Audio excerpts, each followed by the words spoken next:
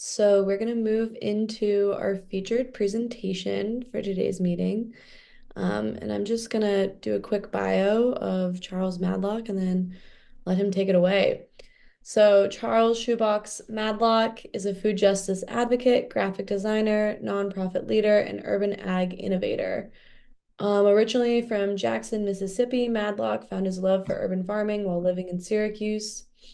He participated in the Groundswell BIPOC Beginner Farmer Training Program and is now an urban ag consultant with Golden Carrot Farms and Nourish Syracuse. He also chairs the Urban Ag Committee for Black Farmers United New York State and is a National Young Farmers Land Coalition Advocacy Fellow. He spends his free time traveling, taking care of his plants, and exploring the great outdoors.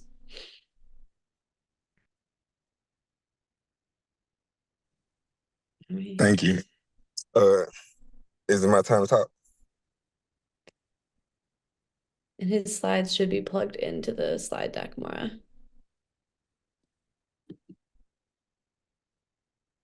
Yeah, I just want to say thank you to the people at SOFSA for inviting me here today. Yes, this is Cultivating Community Wellness, Nourish Syracuse Vision for a Healthier Future. And this is a collaborative effort to empower residents and aspiring farmers in Syracuse. Next slide.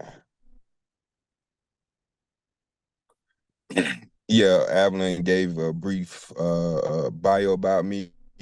But yeah, Shoebox is my graphic design pen name. I have a background in marketing, branding, and print. And I will say kind of how I got into farming and all this work. Pretty much me and my little brother, sometimes we be in different competitions. And like one day he was kind of sort of talking crazy to me. And for me, uh, to show him I can kind of do anything that I put my mind to, I decided to become a farmer. And when I started growing stuff and looking to the business of farming, I found out there were only 138 black farmers in New York State compared to 55,000 white farmers. So I was like, okay, I become a farmer.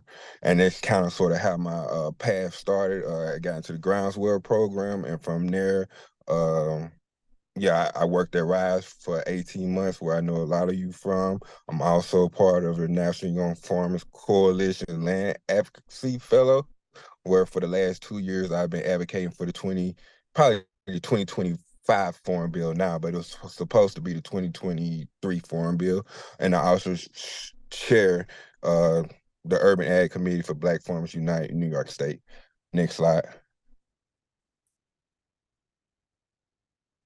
So Antonisha is also a part of our team. She's a Syracuse native. She's owner of a Fika Pier located in Destiny Mall. In Destiny Mall, she makes natural beauty care products from the things that she grows, and she is also a member of the Right to Food Committee. Next slide. We have Alexandria Brooks. She's also a Syracuse native, and she's an SU senior majoring in food studies. And She also works with us on the Right to Food Committee. And Alexandria joined us after realizing the SU food studies and the realities on the ground are two different worlds. So she's here for a more realistic experience. Next slide. And we have Gitna Landers. She's a Haitian immigrant with a background in civil engineering, turned math teacher with the Syracuse School District. She is also a chef that specializes in Haitian dishes. Gitna joined us because she believed the kids are the future, and she believes the kids that she work with every day deserve better. Next slide. And last but not least, we have Daniel Landers. He's a systems engineer turned native plant specialist. He brings his love for plants and people to our team, and we are happy to have him to share his knowledge and passion with us and the city as a whole. Next slide. So at Nerd Syracuse, our mission is to provide resources specifically for Syracuse residents that are prone to food injustice, racial injustice, and or lack adequate access to green space. Next slide. Our guiding goals. So our guiding goals are to build a resident-owned supply chain for great food in the neighborhood and grow food businesses that create neighborhood wealth and jobs. To permanently secure vacant land for growing by interested residents so that any people who wish to produce food for themselves or the neighborhood can do so. And I would say that one is very important because from my experience, the community as a whole doesn't get the opportunity to actually participate in community gardens. So being very community focused about building the community gardens, but also to encourage physical development to support the neighborhood food system, advocating for food interest in planning, building, and community development. Expand access to great food for low-income residents, building creative new ways to make great food affordable to all, and to improve the food in our schools, ensuring that youth eating in school are well nourished with the food that they enjoy. Next slide.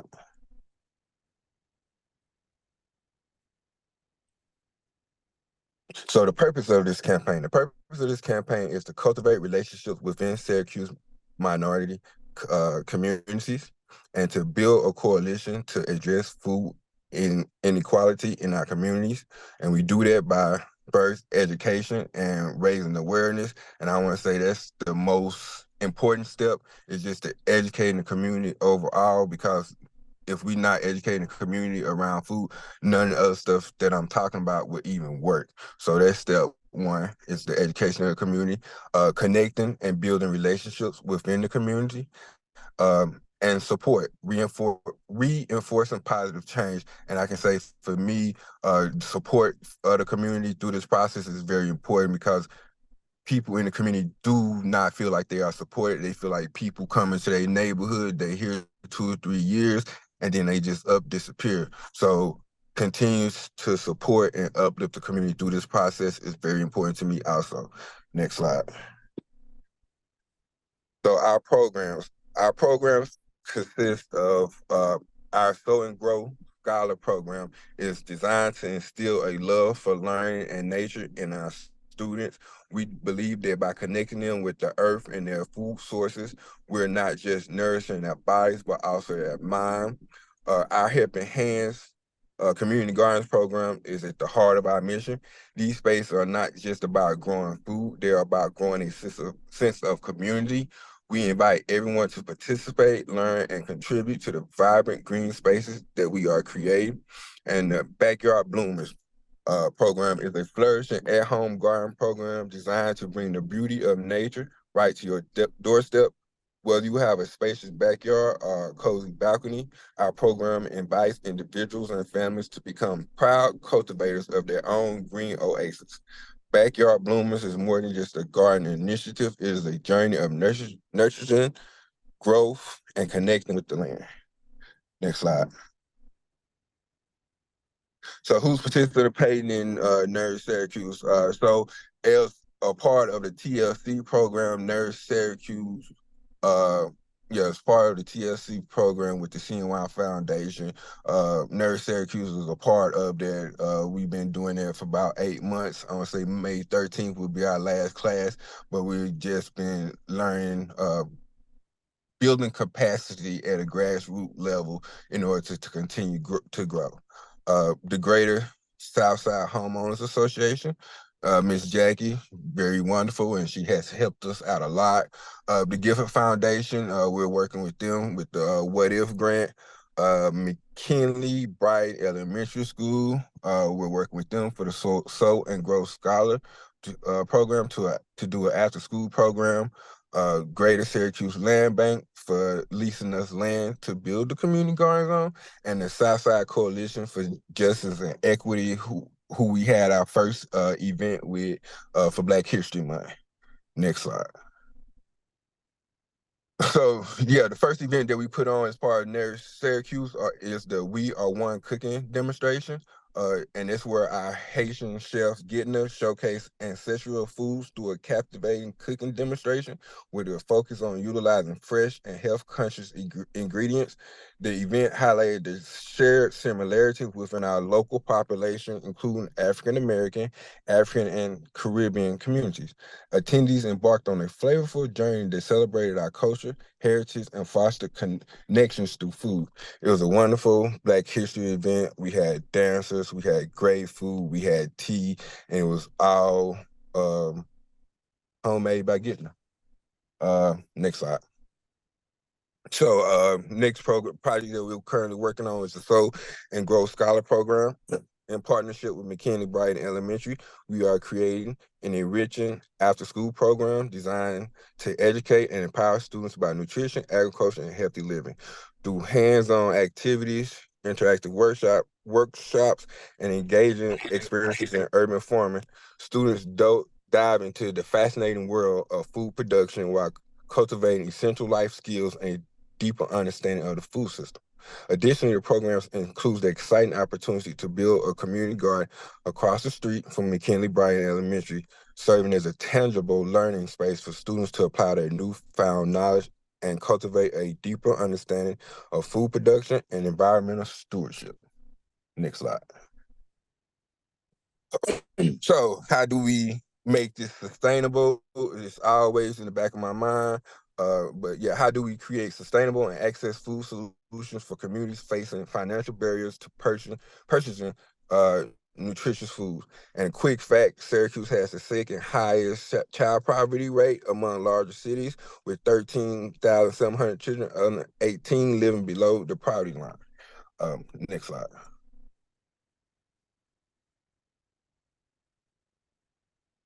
Urban agriculture investment. In response to the pressing need for sustainable funding to support community-driven food justice initiative, we propose the implementation of a 1% tax on select goods and services within our community.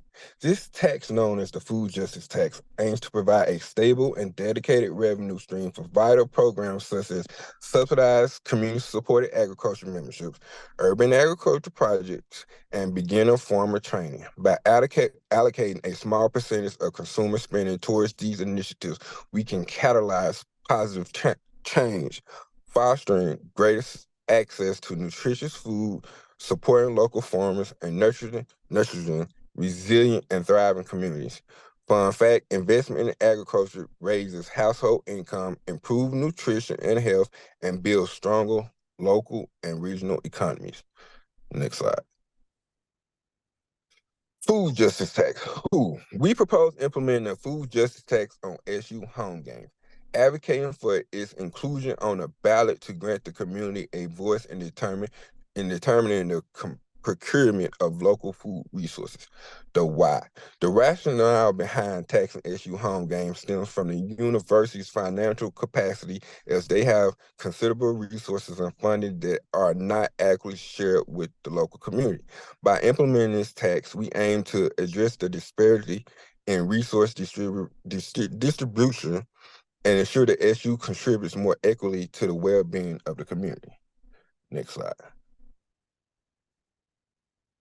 So I just put together some quick facts about SU by the number. So SU is number 10 college in the nation for best food and nutrition, which is, like, I guess to me, uh, kind of sort of surprising, considering like the shape that the food system in the city of Syracuse is. So it's almost like they profit off studying the things that are going on wrong in Syracuse versus actually fixing them. But also, SU is the largest employer in Syracuse metro area, and that plays a big part into things too. Yeah, and I threw that in there just because with them being the biggest employer in the Syracuse metro area, and them offering to their employees uh, different benefits like salaries, retirement, health, all these things that raise the cost of living in the city of Syracuse, but people in our community aren't able to attain those type of jobs when the university has that much power to change the cost of living in the city of Syracuse. Fun fact, in 2022, Syracuse brought in $1.7 billion. In 2022, they spent $1.4 billion. So they made a $300 million profit. But they also have a $1.85 billion endowment. And for people who don't know what an endowment is pretty much when people give the school money, they just put the money to the side. But what they also do is take that money and they invest that money in places like the stock market and stuff like that. So they have money that's consistently making money with no real places to spend it, I guess. And the only money that I've been able to find that Syracuse spends in the city, this SU spends in the city of Syracuse, is a 500,000 university neighborhood service agreement, and that spans over 5 years. So 500,000 over 5 years, they're roughly giving back to community $100,000 a year.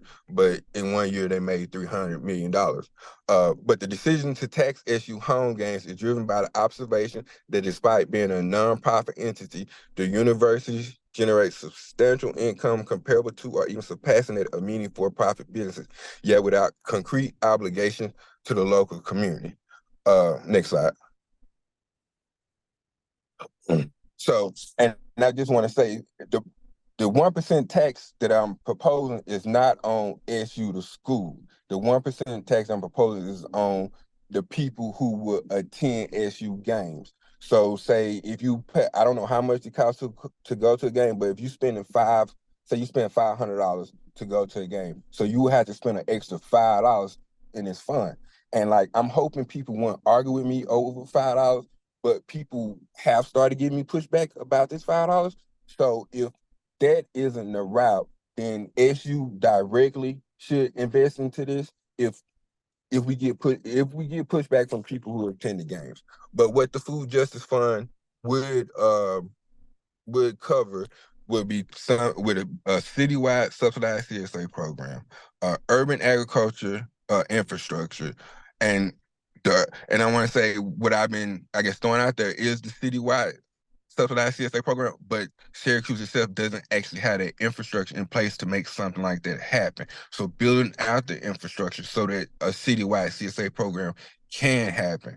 Uh, Urban ag office, beginner farmer training program, because like Syracuse currently, I could be wrong, but I don't feel like we have enough farmers to actually make a citywide CSA program work. So on purpose, having to begin a farmer training program so that we can train the farmers to provide the food for the city, and workforce development. Because in this, what I tell people, I did take part in the beginning farmer training program that lasted 6 months, but that one program wasn't enough. I learned how to grow food, but being a farmer is more than just growing food. You got to know the carpentry, you got to know electrical, you got to know plumbing, you got to know all those skills. So as part of a workforce development and using agriculture as a first step and moving people on to different trades, so that if they want to become a farmer, they have all the skills that they need to become a farmer. But also, if they choose not to become a farmer, they have life skills that can make them self-sufficient. Next screen. Next slide. So June 4th and 5th, we are doing a Right to Food summit at Plymouth Church. We're doing a tribunal, and at the tribunal, I will have a better detailed plan for the 1% tax proposal. But yeah, I do plan on making a better presentation for the 1% tax proposal at the Right to Food summit on June 4th. Next slide.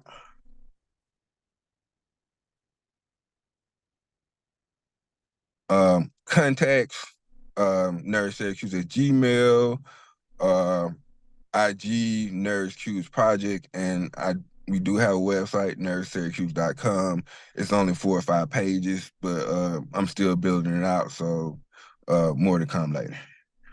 Next slide. Questions.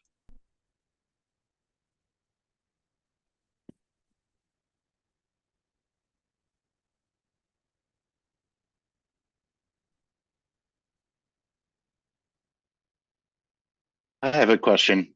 Um, Chris Dietz, great presentation.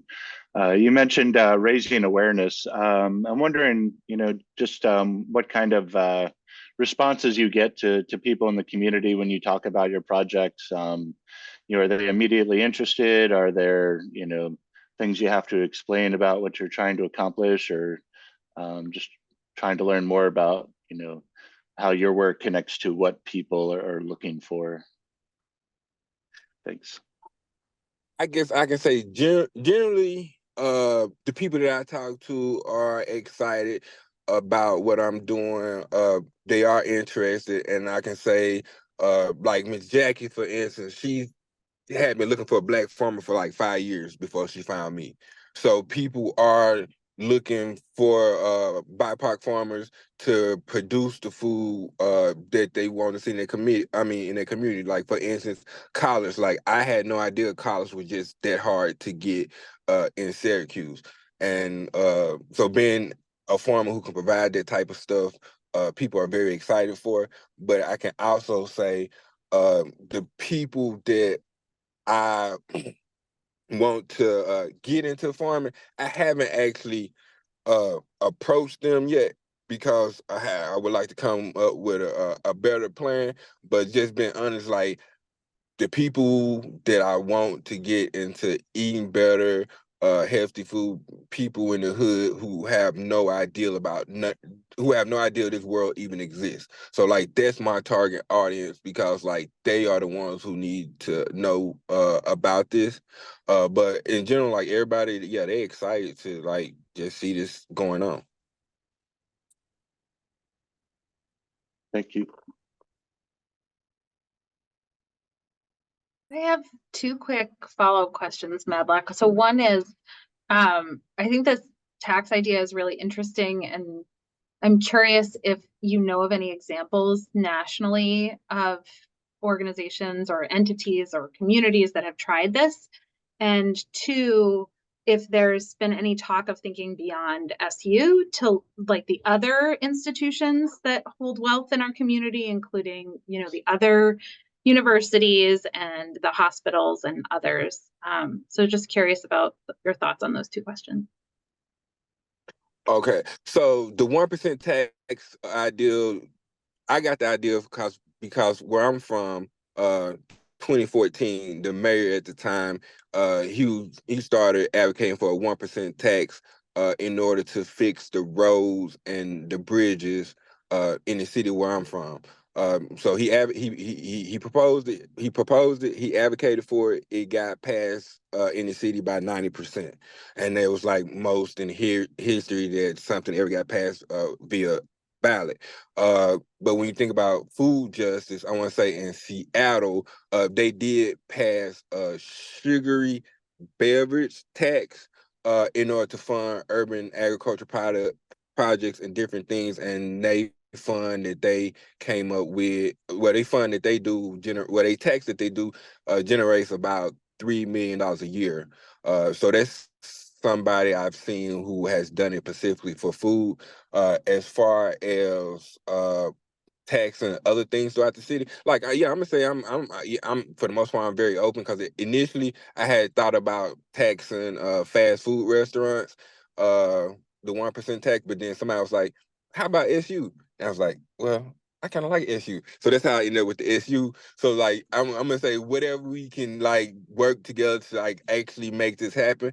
I want to make it happen because currently what's going on is like people like the idea of a 1% tax, and like I want to say, since I kind of sort of started in Syracuse, they want to see it happen in Syracuse so that a model can be created to be replicated. Because like yeah, in Buffalo, they are already talking about yeah they want to tax the Bill Gaines 1% for a food justice fund. Fascinating. Thank you.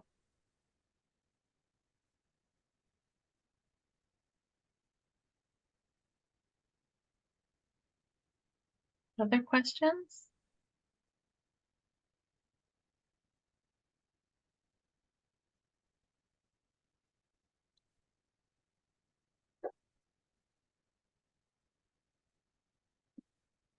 All right. Well, thank you so much, Madlock. I think we're gonna go back into our small groups to have some follow-up small group conversations and generate some discussion around the things that Madlock just shared and ideas that might have sparked for you. Give me just one second.